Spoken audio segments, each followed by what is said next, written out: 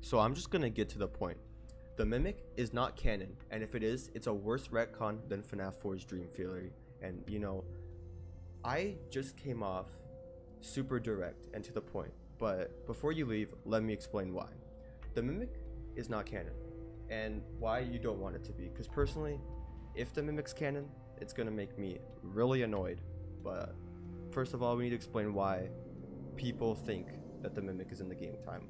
Without getting into the books, when the Tales of the Pizzaplex was first shown off, it said they take place in canon corners of the franchise, as on the back of the cover of the book.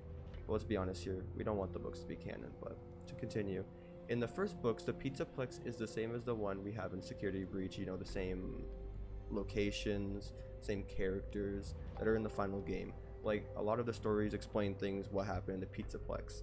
So, at first glance, this would be obviously canon. But once you have more context with the past books and how Scott does things, in my opinion, it's more clear that they're not. The third thing I want to say about the Tales of the Pizzaplex not being canon is a quote from Scott himself from the past. The games and books should not be considered to be separate. No, my bad. Games and books should be considered to be separate continuities, even if they share many familiar elements. I butchered that so badly.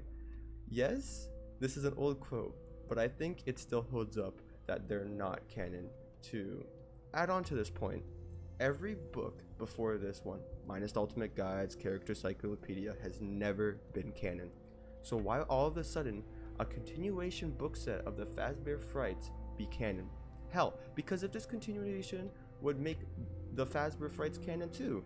Hopefully not, Well, before the FNAF fans come and attack me on saying Tales of the Pizzaplex is a continuation of, Fazbear Frights, I'm not saying in like a sequel. Like, I'm not saying like, oh, those events happened and then the Tales of the Pizzaplex came out and, that's continuing on. I'm saying, like, let's say if Goosebumps had a second, season of books. I know there's like, they're not series and stuff, but let's say that was about the same franchise but a completely different characters. So let's say if there's like a FNAF season 1 and Secure Breach was in its own universe, it's basically the same exact setup and way that the Fazbear Frights were handled. So it's basically just a continuation, just different.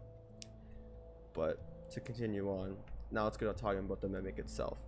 The Mimic so far as the Book of Tiger Rock in Security Breach is an endoskeleton, well, specifically security endoskeleton that mimics people's actions, and it mimics, it's part of the name. And it currently, in the most recent thing, there's a gory story how it goes inside the teenage girl's body while she's alive, and that's how it has the flesh, burn trap type look, and how this is basically what Ender did with Michael and Sister Location.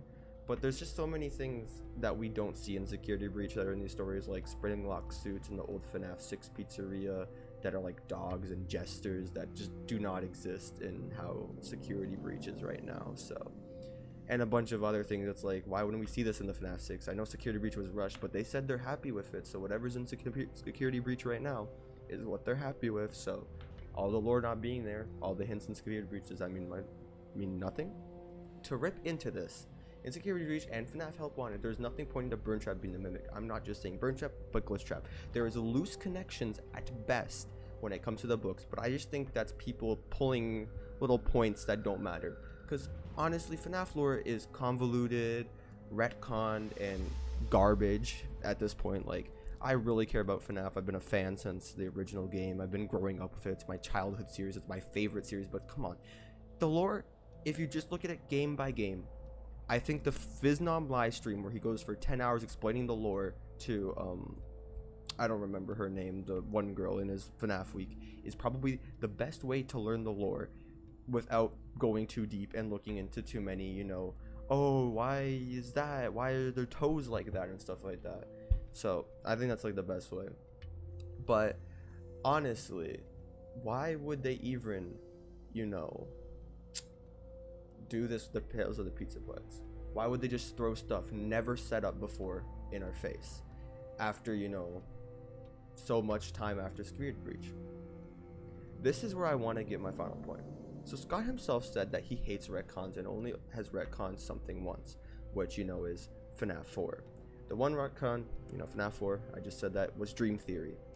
I'm not going to argue about FNAF 4 originally being a dream, but if you look at the games, the mini games, play it, the Easter eggs, how the jump scares are, everything, it was obviously a dream. So, but because people hated FNAF 4 being a dream for good reason, you wouldn't want all the other games, you know, to stop existing, which arguably FNAF VR did, but to a different degree in different ways. He made it not a dream with retconning it in sister location because he did underground bunker, the Fredbear plush, everything doesn't all make sense, but he retconned it because the fans didn't like it. I personally don't think he would retcon Security Breach this hard. I know we are all tired of William Afton coming back and that it's dumb at this point. Like, have you not seen how many FNAF diehards have just wanted to jump off a cliff at Steelwool's FNAF lore? I know it's not all Steelwool's fault, but come on guys, they've had plenty of input here. I don't think anybody with a reasonable mind likes how the FNAF lore is going. Some parts are cool, yes, but, you know, at some point you just gotta be like, come on, man. But especially one full year after Security Breach, it's basically, I think it's been over a year at this point that Security Breach has been out. Why would they just give us all this now in books? Like, wouldn't it be in the games? Like, I know FNAF is cryptic and we get things, but at least with every other game, minus like character names, we've never gotten lore like this deliberate, and especially a year after the game. With the games themselves, besides minor things, you can pretty much solve the timeline.